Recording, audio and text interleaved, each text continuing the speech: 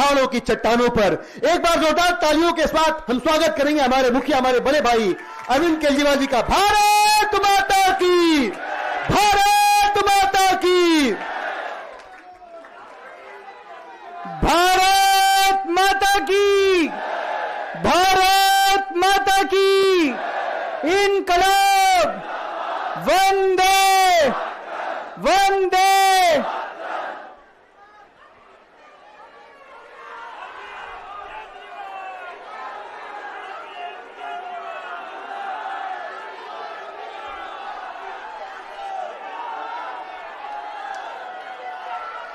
कैसे हैं आप लोग?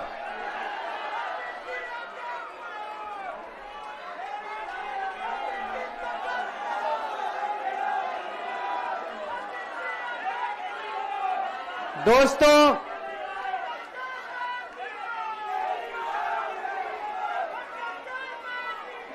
आज आप लोगों के बीच में आके बहुत अच्छा लग रहा है। और आज यहां जंतर मंतर पे पुराने दिन याद आ गए। मेरे को आज भी याद है, तारीख भी याद है। 4 अप्रैल 2011 का दिन था, जब आजाद भारत का भ्रष्टाचार विरोधी सबसे बड़ा आंदोलन, अन्ना आंदोलन, यहां जंतर मंतर से शुरू हुआ था। भ्रष्टाचार के खिलाफ आजाद भारत का सबसे बड़ा आंदोलन 4 अप्रैल 2011 को जंतर मंतर से शुरू हुआ था। 1.5-2 साल, कभी जंतर मंतर, कभी मुंबई, कभी रामलीला मैदान। लेकिन उस वक्त की सरकार भी बहुत अहंकारी थी, उन्होंने हमारी बात नहीं मानी। चैलेंज करते थे, चुनाव लड़के दिखाओ, जीत के दिखाओ, चुनाव लड़के दिखाओ, जीत के दिखाओ, कहते थे ना। हम तो छोटे से लोग थे, हमें तो चुनाव लड़ना नहीं आता था। और चुनाव लड़ने के लिए पैसा चाहिए, गुंडे चाहिए, आदमी चाहिए। हमारे पास तो ना पैसा था, ना आदमी थे, ना गुंडे थे, हम चुनाव कैसे लड़ते? पर वो बार बार कहते थे चुनाव लड़के दिखाओ, चुनाव लड़के दिखाओ। हम भी चुनाव लड़ लिए और देखो जनता ने हमको जिता दिया। पहली बार में दिल्ली में आम आदमी पार्टी की सरकार बन गई।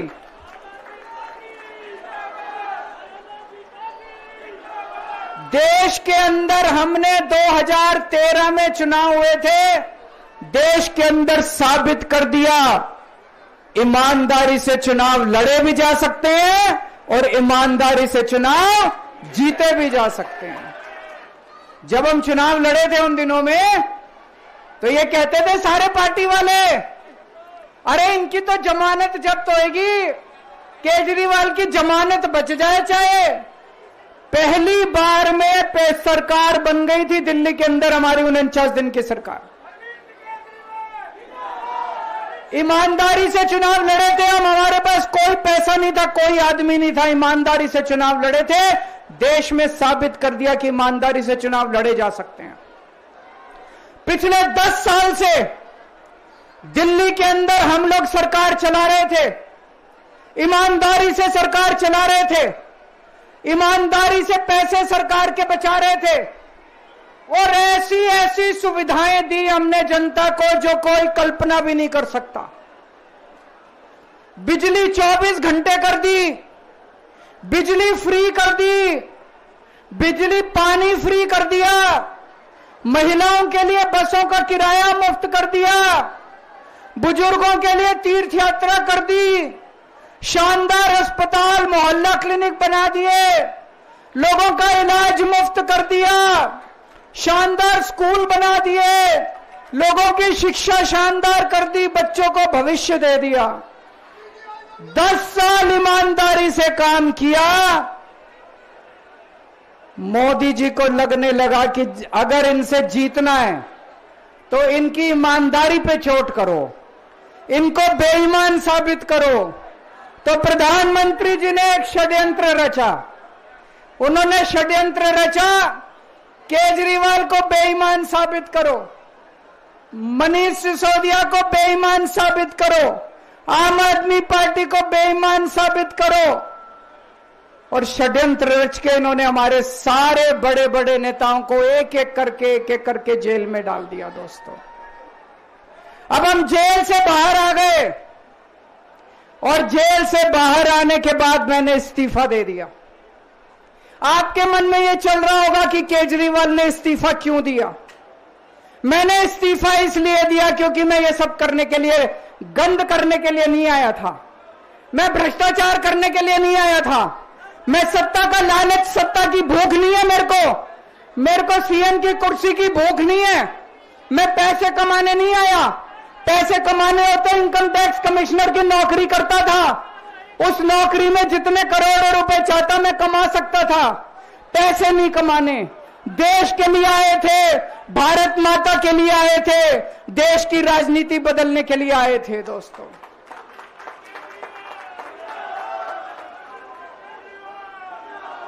इन नेताओं को फर्क नहीं पड़ता। इन नेताओं की मोटी चमड़ी है।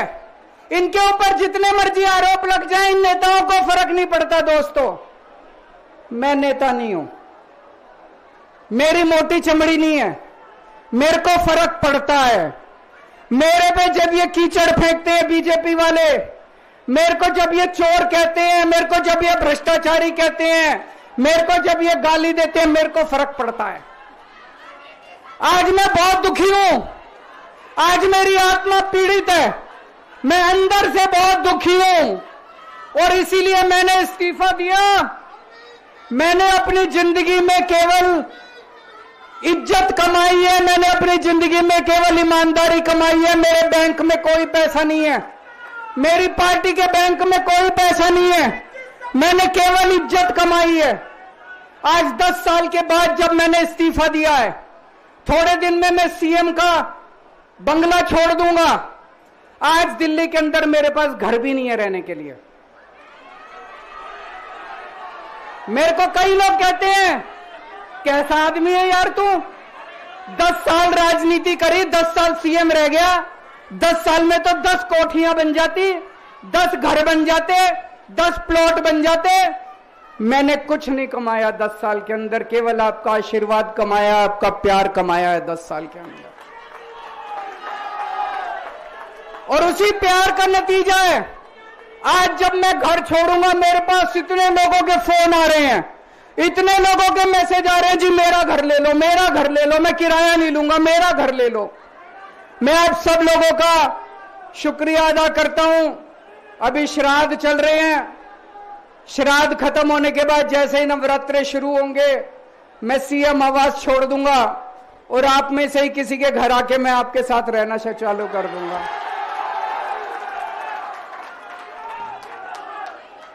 इन्होंने, मोदी जी ने हमारे ऊपर सबसे कठोर कानून लगाया, इस देश का ईडी का कानून, पीएमएलए।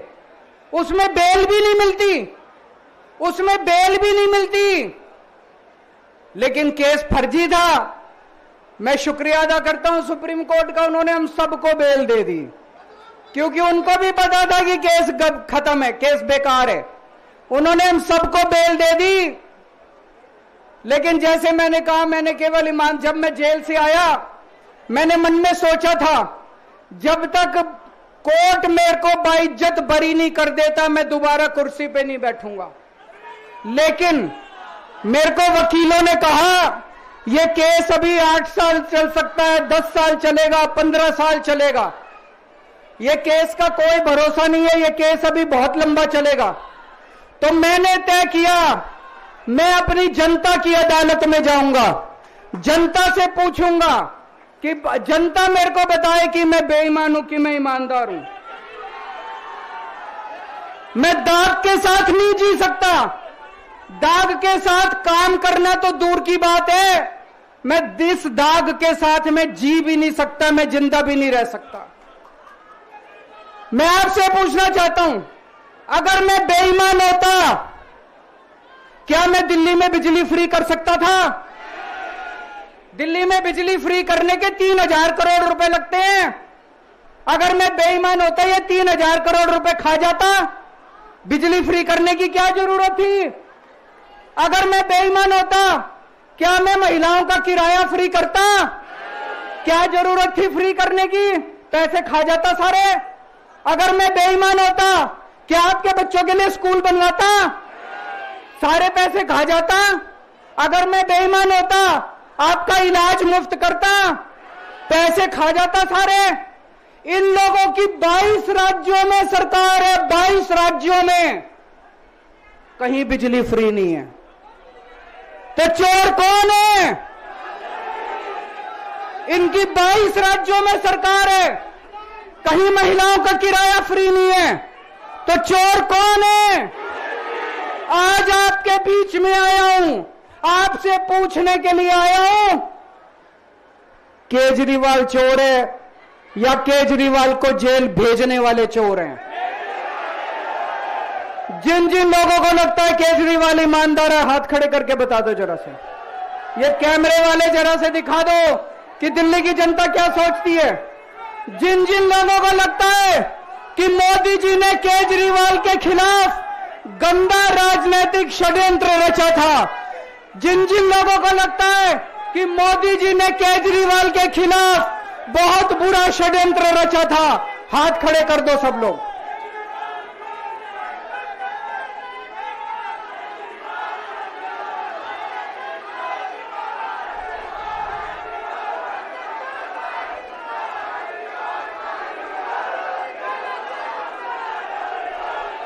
एक बात और करना चाहता हूं आज आपसे।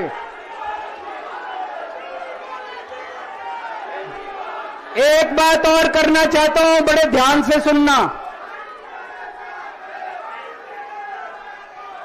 एक बात और बहुत जरूरी बात है, सारे जने बड़े ध्यान से सुनना। ये आरएसएस वाले कहते हैं हम राष्ट्रवादी हैं, आरएसएस वाले कहते हैं हम देशभक्त हैं। आज मैं पूरे सम्मान के साथ, आरएसएस के प्रमुख हैं श्री मोहन भागवत जी, मैं पूरे सम्मान के साथ मोहन भागवत जी से 5 प्रश्न पूछना चाहता हूं और आपका समर्थन चाहता हूं। अगर मैं कोई गलत प्रश्न पूछूं तो बता देना, और सही प्रश्न पूछूं तो मैं आपसे हाथ खड़ा करवा के पूछूंगा। मेरा पहला प्रश्न है मोहन भागवत जी से।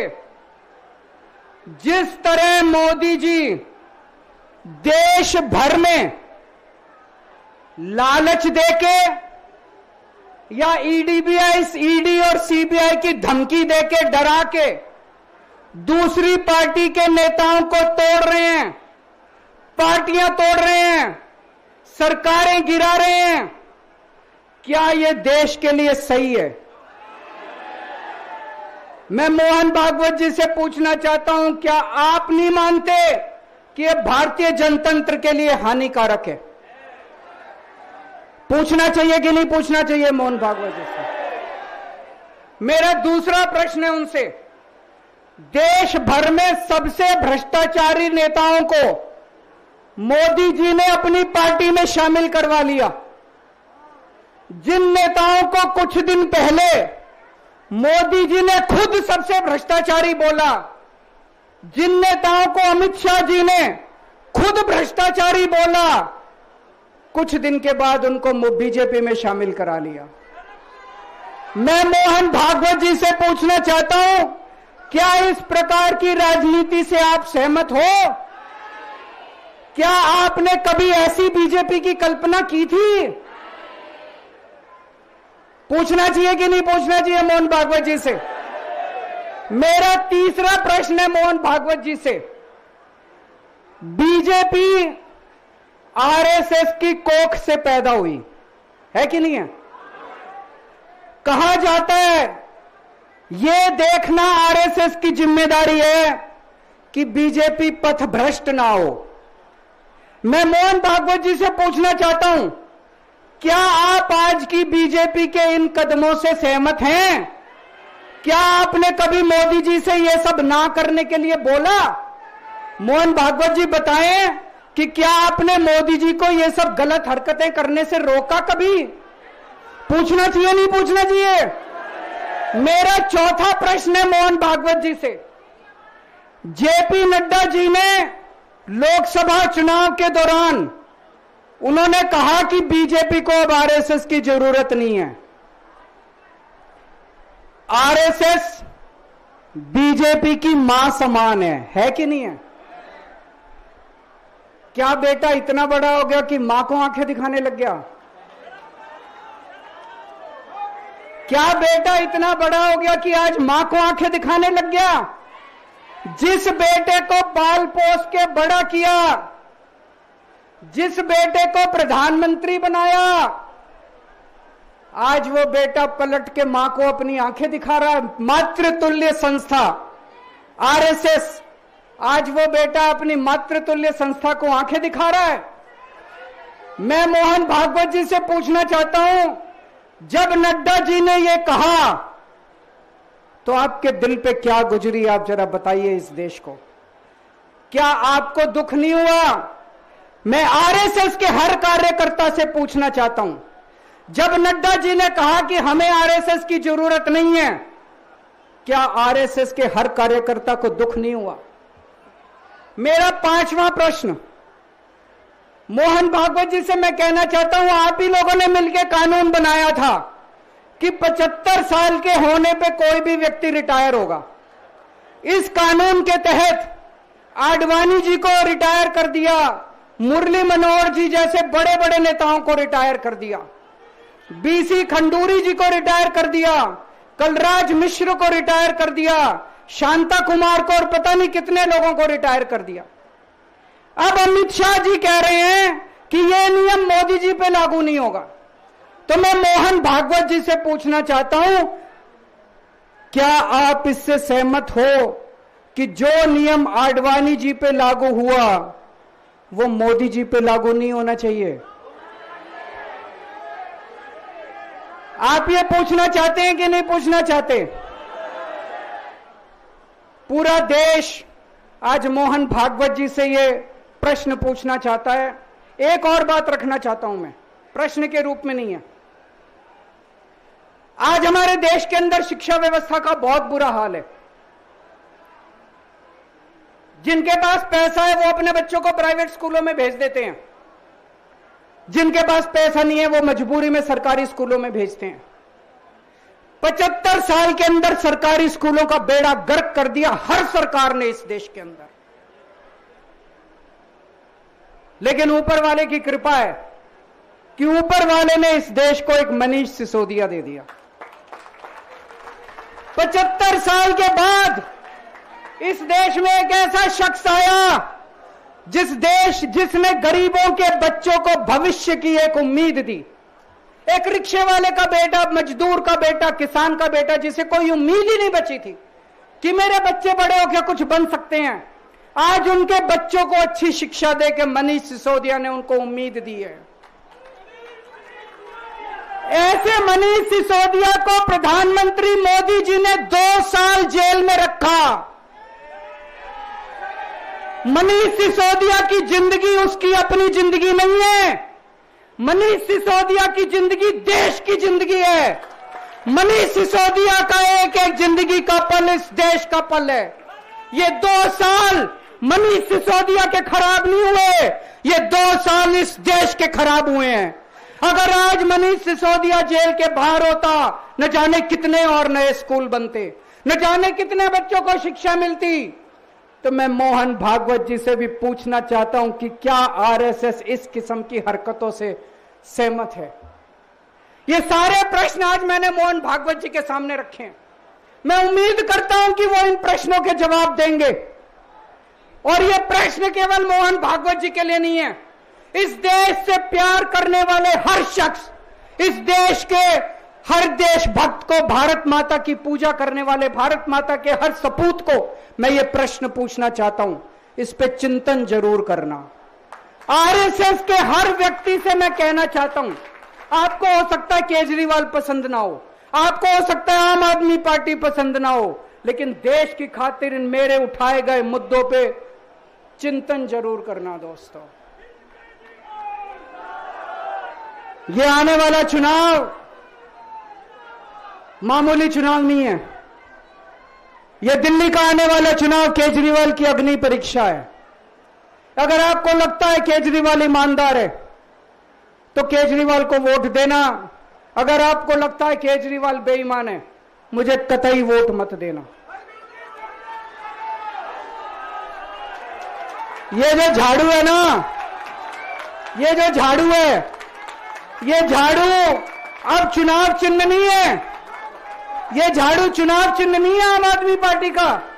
ये झाड़ू आस्था का प्रतीक है।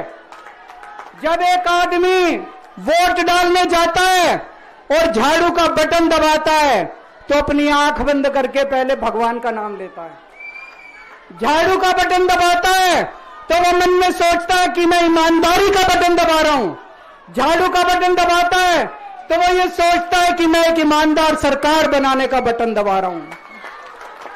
इस झाड़ू का बटन तभी दबाना अगर आपको लगे केजरीवाल ईमानदार है, नहीं तो इस झाड़ू का बटन मत दबाना दोस्तों। भारत माता की।